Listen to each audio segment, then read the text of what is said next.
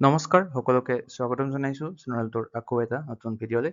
তো আজিৰ এই ভিডিঅ'টোত আমি কাৰেণ্ট এফেয়াৰ্ছৰ এটা ভেৰি ইম্পৰ্টেণ্ট টপিক ডিছকাছ কৰিম। অসম বাজেট 2026ৰ পৰা 27। তো শেহতীয়াকৈ নতুন চৰকাৰ যিহেতু গঠন হৈছে, তো পূৰ্ণাংগ বাজেট 2026ৰ পৰা 27 বৰ্ষৰ বাবে অসম চৰকাৰে মুকলি কৰিছে। তো তাৰ বাবে আমি MCQ আৰু থিয়ৰী হিচাপত গোটেই ইম্পৰ্টেণ্ট টপিকবিলাক ডিছকাছ কৰিম। কি স্কিম নতুন লোৱা হৈছে, কিমান টকা আবণ্টন দিয়া হৈছে, ক'ত। তো বলক ভিডিঅ'টো আৰম্ভ কৰোঁ।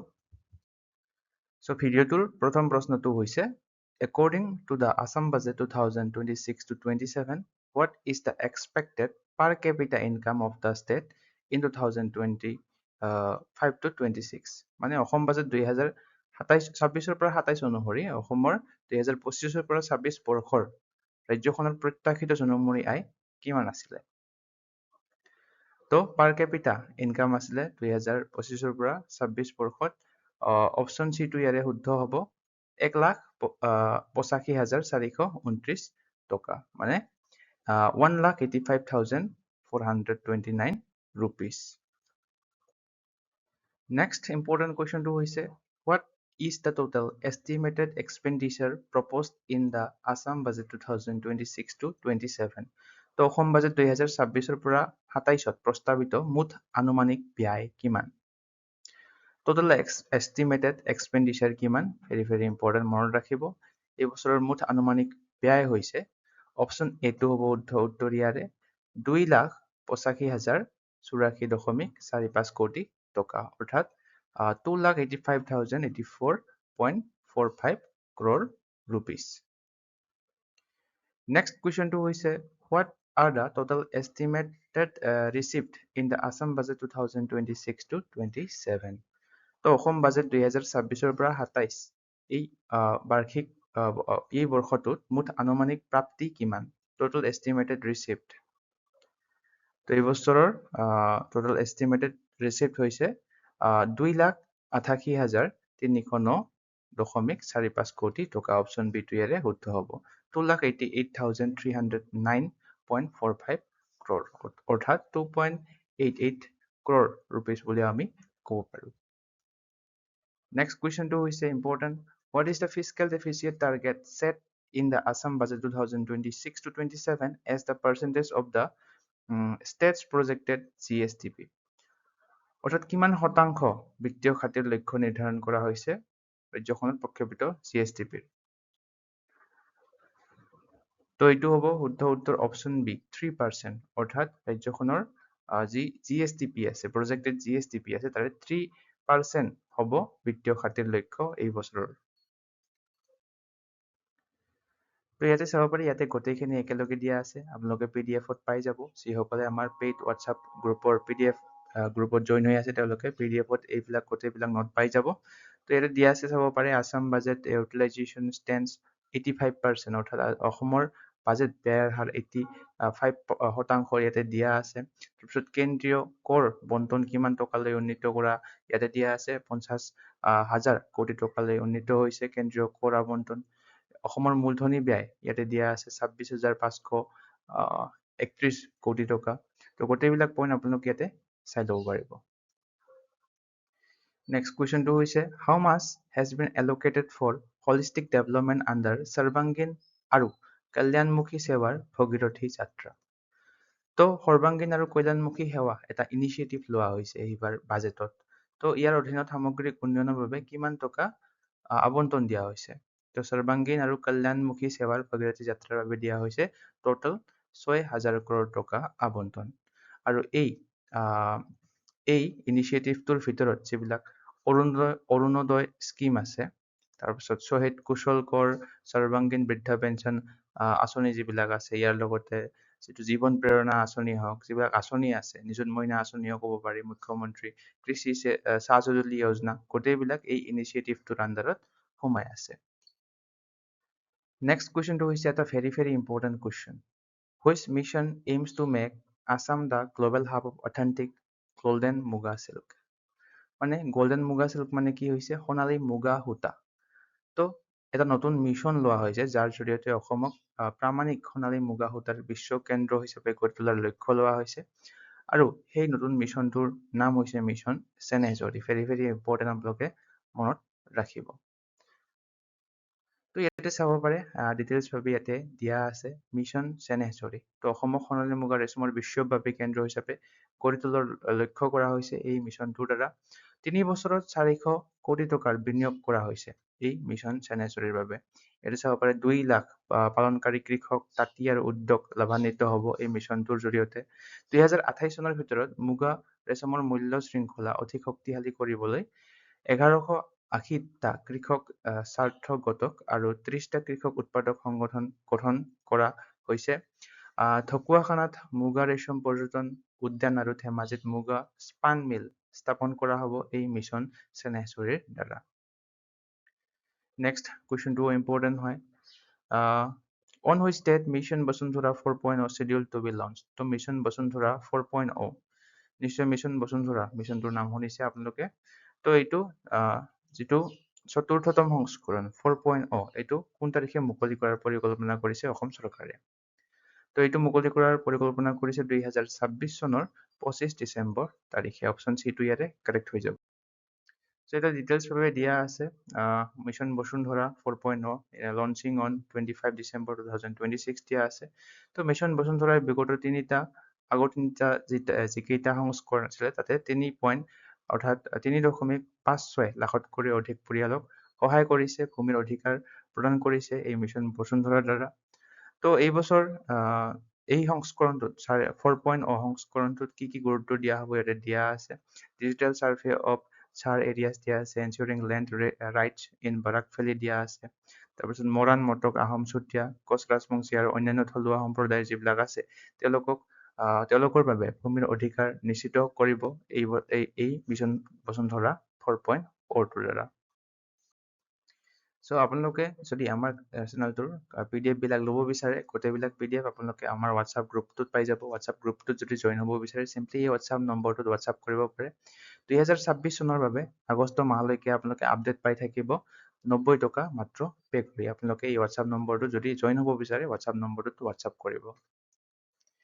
নেক্সট কুৱেশ্যনটো হৈছে according to the new guidelines which category of individuals will not be eligible to avail benefits under government welfare scheme in Assam? তো অসম বাজেট 2026 পৰা 27 এই বাজেটত নতুন নিৰ্দেশনা দিয়া হৈছে যে অসমত কোন শ্ৰেণীৰ ব্যক্তিয়ে চৰকাৰী কল্যাণমূলক আঁচনিৰ অধীনত সুবিধা লাভ নকৰিব। ইয়াতে টেক্স পেয়াৰ্ছ দিয়া আছে, ইণ্ডিভিজুৱেল প্ৰেক্টিচিং পলিগেমি দিয়া আছে, state government employees, non resident of state.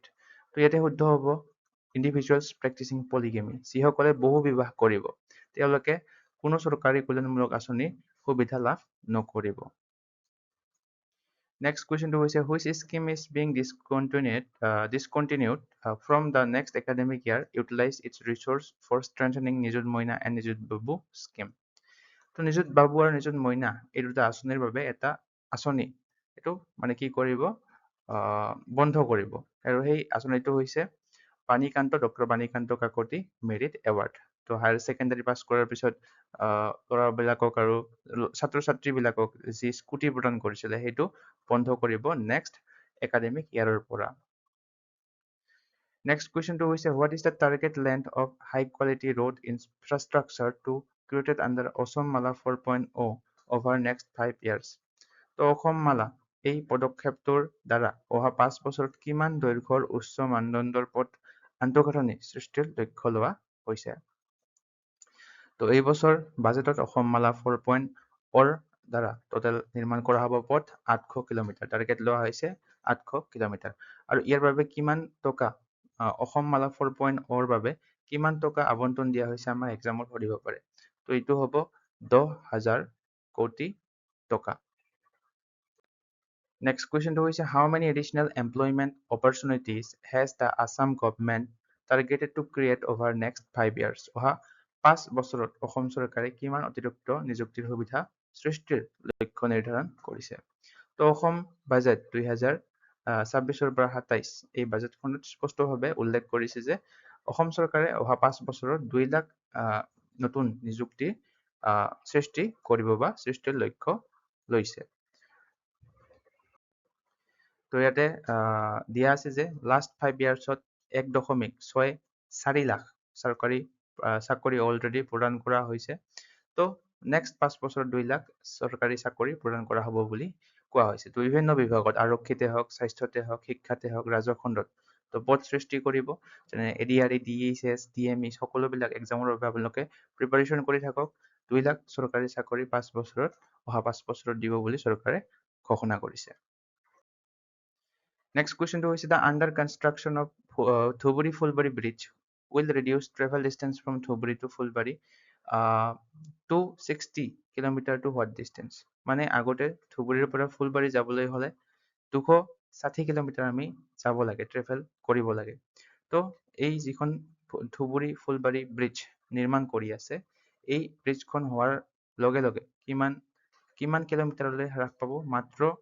মাত্ৰ 20 কিলোমিটাৰ হৈ যাব ডিষ্টেন্সটো ধুবুৰীৰ পৰা ফুলবাৰী। আগতে 260 কিলোমিটাৰ লাগিছিলে, এইবাৰ মাত্ৰ 20 কিলোমিটাৰ লাগিব এই ব্ৰিজখনৰ জৰিয়তে। Next question to is where is the government of Assam proposing to develop an aerotropolis to create a major urban growth center? তো এৰ'ট্ৰপলিছ নিৰ্মাণৰ প্ৰস্তাৱ দিছে অসম চৰকাৰে আছাম বাজেট 2026 পৰা 27 এই বিত্তীয় বৰ্ষত। তো সেইটো হৈছে অপশ্যন চি, এৰাউণ্ড লোকপ্ৰিয় গোপীনাথ বৰদলৈ ইণ্টাৰনেশ্যনেল এয়াৰপৰ্ট। গুৱাহাটীৰ যিটো LGBI এয়াৰপৰ্ট আছে, তাতে এই এৰ'ট্ৰপলিছ এইটো নিৰ্মাণ কৰাৰ প্ৰস্তাৱ দিছে। তো ইয়াতে চাব পাৰে, ইয়াতে ডিটেইলছত দিয়া আছে গুৱাহাটী বিমান মহানগৰ বিকাশ কেন্দ্ৰ প্ৰকল্পটোৰ বাবে টোটেল কিমান টকা আবণ্টন দিয়া হৈছে। টকাটো মনত ৰাখিব, 2100 কোটি টকা আবণ্টন দিয়া হৈছে। আৰু গুৱাহাটী ছেটেলাইট চিটি ডেভেলপমেণ্ট অথৰিটিৰ জৰিয়তে এই প্ৰকল্পটো ৰূপায়ণ কৰা হ'ব। এইটো মনত ৰাখিব, Guwahati satellite city development authority. So' ইয়াতে কেইটামান ইম্পৰ্টেণ্ট পইণ্ট দিয়া আছে, কি কি নিৰ্ণয় লোৱা হৈছে 2026 পৰা 27 বিত্তীয় বাৰ্ষিক অসম বাজেটত। তো ইয়াতে চাব পাৰে, বৈমানিক আহিলা উৎপাদনৰ বাবে 100 কোটি টকা আবণ্টন দিয়া হৈছে অসম বাজেটত। ইয়াৰ লগতে ভাৰতৰ প্ৰথমখন ৰাজ্য মালিকাধীন পৃথিৱী পৰ্যবেক্ষণ উপগ্ৰহ, এইটো হৈছে অসমৰ আছাম ছেট, অসমৰ নিজা উপগ্ৰহ যিটো। তাৰপিছত AI powered সেৱা সেতু, তো সেৱা সেতু যিটো আমাৰ এপ আছিলে, তো এইটো AI powered হ'ব সেৱা সেতুটো। ইয়াৰ লগতে E-courts and digital justice expansion, লগতে integrated digital governance through E-Harmis and MIS। তো ইয়াৰে সম্পূৰ্ণ ৰূপটো আমি নেক্সট শ্লাইডত ডিছকাছ কৰিম। তো এই E-Harmis আৰু IFMIS ইয়াৰে সম্পূৰ্ণ ৰূপটো মনত ৰাখিব, electronic human resource management information system. IFMIS ৰ সম্পূৰ্ণ ৰূপটো হৈছে integrated financial management information system. Next question to is which new irrigation network model is being introduced by Chief Minister to replace open channels? তো মুকলি নলাবিলাক সলনি কৰিবৰ বাবে মুখ্যমন্ত্ৰীয়ে জলসিঞ্চনৰ কোনটো নতুন আৰ্হি প্ৰৱৰ্তন কৰিছে? তো এইটো হৈছে প্ৰেছাৰাইজড পাইপ ডিষ্ট্ৰিবিউশ্যন, অৰ্থাৎ pressurised pipe distribution. Next question is what is the current maternal mortality ratio MMR of in the Assam as per budget 2026 to 27? তো নেশ্যনেল এভাৰেজত কৰি কম হৈছে মেটাৰ্নেল মৰ্টেলিটি ৰেচিঅ'টো অসমৰ। তো অসমৰ বৰ্তমান MMRটো হৈছে 84 পাৰ লাখ লাইফ বাৰ্থছ, প্ৰতি লাখ জীৱন্ত জন্মৰ বিপৰীতে 84টা।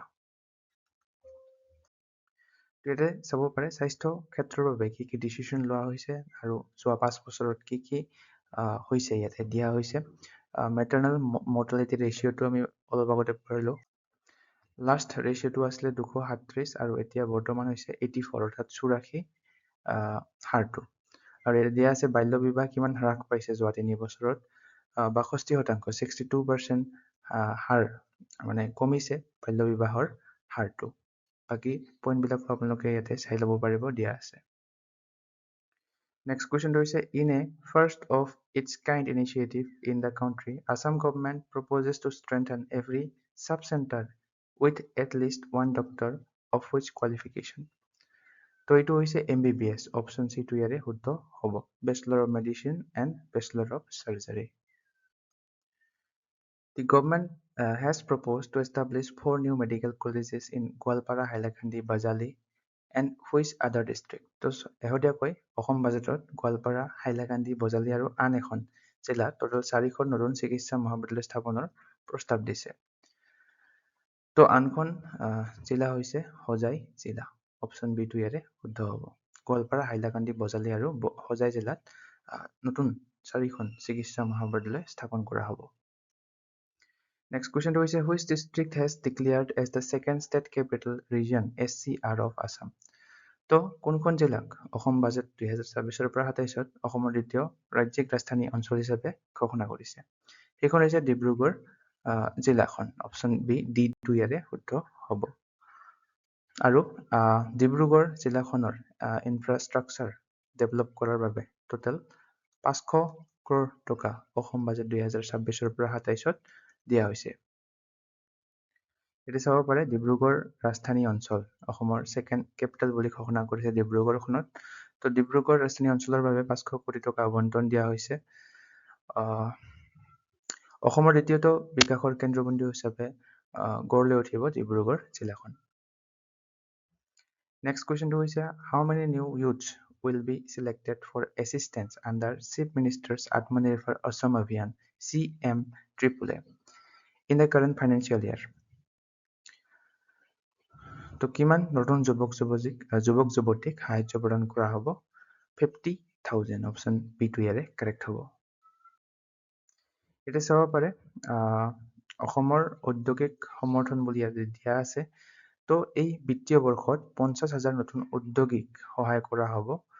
তো ইয়াৰ বাবে মুখ্যমন্ত্ৰীৰ আত্মনিৰ্ভৰ অসম অভিযানৰ বাবে টোটেল কিমান টকা আবণ্টন দিয়া হৈছে এইটো মনত ৰাখিব। 500 কোটি টকা আবণ্টন দিয়া হৈছে CMAAA আঁচনিটোৰ বাবে। নেক্সট কুৱেশ্যনটো হৈছে how many weeks of paternity leave has the government proposed for state government employees? তো ৰাজ্য চৰকাৰৰ কৰ্মচাৰীসকলক চৰকাৰে কিমান সপ্তাহৰ পিতৃত্বৰ ছুটি প্ৰস্তাৱ কৰিছে? তো আগতে কেৱল যিসকল নতুন কৰি মাতৃ হৈছিল তেওঁলোকক ছুটি প্ৰদান কৰিছিলে। তো এইবাৰ পিতৃবিলাককো চৰকাৰী যিসকল কৰ্মচাৰী আছে তেওঁলোককো ছুটি প্ৰদান কৰিব। কিমান সময় দিছে? সময়টো হৈছে 2 weeks, 2 সপ্তাহ সময় ছুটি প্ৰদান কৰিব। Next question to the maximum eligible loan amount under the Apan Ghar scheme has been enhanced to what amount to urban areas? তো আপন ঘৰ আঁচনিৰ অধীনত নগৰাঞ্চলৰ বাবে সৰ্বোচ্চ যোগ্য ঋণৰ পৰিমাণ বৃদ্ধি কৰা হৈছে 50 লাখ টকালৈকে। Next question to হৈছে following the Saraidew Moidams, which historical site is targeted for UNESCO tentative list nomination alongside monolithic church and of Dima Hasao? তো যেহেতু আমাৰ তৃতীয়তম ইউনেস্কো হেৰিটেজ সাইট হৈছে চৰাইদেউ মেইডামছটো। প্ৰথম দুটা আছিলে মানাস আৰু কাজিৰঙা, এই দুটা সকলোৱে নিশ্চয় জানে। তো ইয়াৰ পিছত অসম বাজেট 2026 পৰা 27ত ঘোষণা কৰিছে যে অৰ্থাৎ নমিনেশ্যন কৰিছে দুটা ঠাই ইউনেস্কো ৱৰ্ল্ড হেৰিটেজ সাইটৰ বাবে, মনোলিথিক চাৰ্চ যিটো ডিমা হাছাওৰ হয়, আৰু এখন কি ইয়াতে আমাক সুধিছে মানে কোন দুখন ঠাইক লক্ষ্য হিচাপে লোৱা হৈছে। এখন হৈছে মনোলিথিক চাৰ্চ আৰু আনখন হৈছে ৰংপুৰ শিৱসাগৰ হিষ্টৰিক এনচেম্বল, অৰ্থাৎ ৰংপুৰ শিৱসাগৰ ঐতিহাসিক সমল, ৰংঘৰ কাৰেংঘৰ যিবিলাক আছে শিৱসাগৰ ৰংপুৰত। তো এইবিলাক 2027 আৰু 2029ত টাৰ্গেট লোৱা হৈছে ইউনেস্কো ৱৰ্ল্ড হেৰিটেজ সাইট হিচাপে পোৱাৰ। Next question to is how many tea gardens families are targeted to receive land rights within this financial year? তো চলিত বিত্তীয় বৰ্ষৰ ভিতৰত কিমান চাহ বাগিচাৰ পৰিয়ালে মাটিৰ অধিকাৰ লাভ কৰাৰ লক্ষ্য লোৱা হৈছে? তো মাটিৰ অধিকাৰ লাভ কৰিব চাহ বাগিচাৰ পৰিয়ালে টোটেল 1.14 লাখ মানুহে। ইয়াতে C2 হৈ যাব শুদ্ধ উত্তৰ। তো ইয়াতে চাব পাৰে সবল চাহ জনজাতি চাহ বাগিচাৰ কল্যাণ ইনিচিয়েটিভ লোৱা হৈছে। ইয়াৰ দ্বাৰা 1.14 লাখ চাহ বাগিচাৰ পৰিয়ালে ভূমি অধিকাৰ লাভ কৰিব আৰু 5 বছৰত 3.5 লাখ চাহ বাগিচাৰ পৰিয়ালক ভূমিৰ পাট্টা প্ৰদান কৰা হ'ব। Next question হৈছে what single emergency number will be established across Assam for police, fire, health and disaster response? তো পুলিচ জুই স্বাস্থ্য আৰু দুৰ্যোগ সঁহাৰিৰ বাবে একমাত্ৰ জৰুৰীকালীন নাম্বাৰ স্থাপন কৰা হ'ব সেইটো হ'ব 112 অৰ্থাৎ 112ত ইমাৰ্জেঞ্চি ডাইল কৰিলে আপোনালোকে পুলিচ, ফায়াৰ, হেল্থ যি ইমাৰ্জেঞ্চি থাকে তাৰে ৰেছপন্স পাব এই নম্বৰটোৰ দ্বাৰা। Next question is at which hospital is the Assam government introducing the highly advanced proton therapy for precision cancer care? তো অসম বাজেট অনুসৰি কোনখন চিকিৎসালয়ত অসম চৰকাৰে কৰ্কট ৰোগৰ উন্নত চিকিৎসাৰ বাবে অত্যাধুনিক প্ৰটন থেৰাপি প্ৰৱৰ্তন কৰিছে প্ৰথমবাৰৰ বাবে প্ৰটন থেৰাপি। তো এইটো কৰিছে option C Guwahati medical college and hospital অৰ্থাৎ GMCH-ত। সো ইয়াতে চাব পাৰে প্ৰটন থেৰাপি উন্নত কৰ্কট চিকিৎসা কৰা হ'ব আৰু এই চিকিৎসাৰ বাবে কিমান টকা বিনিয়োগ কৰা হৈছে 550 কোটি টকা বিনিয়োগ কৰা হৈছে এই কৰ্কট ৰোগৰ চিকিৎসাৰ বাবে আৰু দেশৰ ভিতৰতে প্ৰথমখন ৰাজ্য চৰকাৰৰ অধীনস্থ প্ৰটন থেৰাপি কেন্দ্ৰ হিচাপে এইটো গঢ় লৈ উঠিব GMCH-ত। নেক্সট কুৱেশ্যনটো হৈছে শ্ৰদ্ধাঞ্জলি স্কিমছ। তো এই স্কিমটোৱে উদ্দেশ্যটো কি এই স্কিমটোৰ শ্ৰদ্ধাঞ্জলি স্কিমটোৰ এইটো হৈছে mortal remains of person who die outside state. তো শ্ৰদ্ধাঞ্জলি স্কিমটোৰ দ্বাৰা যিবিলাক অসমৰ মানুহ বহিৰাজ্যত মৃত্যু হ'ব তেওঁলোকৰ নশ্বৰ দেহবিলাক আনিবলৈ শ্ৰদ্ধাঞ্জলি স্কিমটোৱে সহায় কৰিব। নেক্সট কুৱেশ্যনটো হৈছে which international agency is the government partnering for the Assam semiconductor ecosystem on manufacturing and innovation? ASEMI ইয়াৰ সম্পূৰ্ণ ৰূপটো মনত ৰাখিব ASEMI Assam Semiconductor Ecosystem on Manufacturing and Innovation very important। তো কোনখন ইণ্টাৰনেশ্যনেল এজেঞ্চিৰ সৈতে পাৰ্টনাৰ কৰিছে অসম চৰকাৰে তো এইখন হৈছে জিকা JICA। তো ইয়াৰে সম্পূৰ্ণ ৰূপটো আমি পঢ়িম। তেতিয়া চাব পাৰে Assam government is partnering with Japan International Cooperation Agency অৰ্থাৎ GICA। ইয়াৰে সম্পূৰ্ণ ৰূপটো হৈছে জাপান ইণ্টাৰনেশ্যনেল কোঅপাৰেশ্যন এজেঞ্চি। তো Assam semiconductor ecosystem on manufacturing and innovation প্ৰজেক্টৰ বাবে অসম চৰকাৰে জিকাৰ সৈতে পাৰ্টনাৰ কৰিছে আৰু ইয়াৰ বাবে কিমান টকা আবণ্টন দিছে 5 বছৰৰ বাবে টোটাল 1164 crore টকা আবণ্টন দিয়া হৈছে। Next question is to promote Assamese culture globally, where is the government proposing to encourage entrepreneurs to establish authentic Assamese food outlets? তো অসমীয়া সংস্কৃতিক বিশ্ব পৰ্যায়ত প্ৰসাৰ কৰিবলৈ চৰকাৰে এটা ইনিচিয়েটিভ লৈছে। তো এইটো ইনিচিয়েটিভ হৈছে capital city of every state and union territory across India.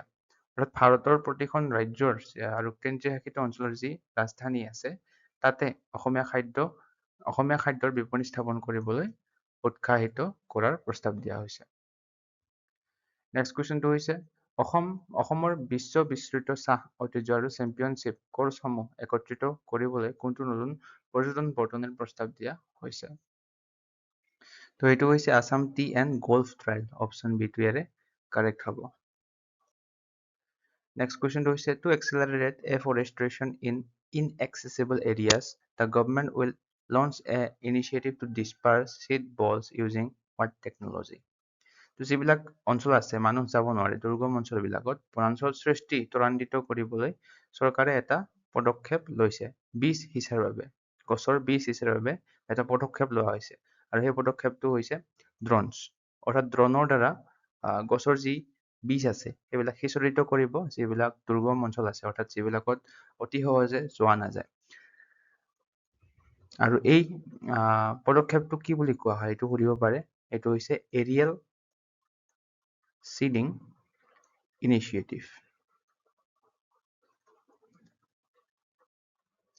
এটা আৰু কেইটামান ইম্পৰ্টেণ্ট পইণ্ট দিয়া হৈছে অসমৰ বনাঞ্চল আৰু বন্যপ্ৰাণী সংৰক্ষণ ইয়াতে এৰিয়েল সিডিং ইনিচিয়েটিভটো আমি পঢ়িলোঁ ইয়াৰ লগতে গজমিত্ৰ লাষ্ট ইয়াৰ গজমিত্ৰ আঁচনিটো লঞ্চ কৰা হৈছিলে আৰু এই বছৰ গজমিত্ৰ 2.0 এই আঁচনিটো ৰিলিজ কৰা হৈছে আৰু এই গজমিত্ৰ আঁচনিটো কিহৰ লগত জড়িত হাতী মানুহৰ যি সংঘাত হয় সেইটো কম কৰাৰ বাবে এই গজমিত্ৰ স্কিমটো ৰিলিজ কৰিছে অসম বাজেটত অসম চৰকাৰে। তো মনত ৰাখিব এক্সামত সুধিব পাৰে গজমিত্ৰ আঁচনিটো কিহৰ বা সৈতে জড়িত তো হাতী মানুহৰ সংঘাত কমাবলৈ গজমিত্ৰ স্কিমটো লঞ্চ কৰিছে। Next question to is what financial support is provided annually to pregnant women workers in tea gardens to ensure better maternal care? তো চাহ বাগিচাৰ যিবিলাক গৰ্ভৱতী শ্ৰমিক আছে তেওঁলোকক বাৰ্ষিক সাহায্য প্ৰদান কৰা হয় 15,000 টকা। অপশ্যন চি টো শুদ্ধ হ'ব। ইয়াতে কেইটামান ইম্পৰ্টেণ্ট পইণ্ট দিয়া আছে। ষ্ট্ৰেংথেনিং আছামছ কানেক্টিভিটি অৰ্থাৎ কমিউনিকেশ্যন অৰ্থাৎ যোগাযোগৰ ক্ষেত্ৰত কি কি ইম্পৰ্টেণ্ট ডিচিশ্যন লোৱা হৈছে অসম বাজেট 2026ৰ পৰা 27 বিত্তীয় বৰ্ষত।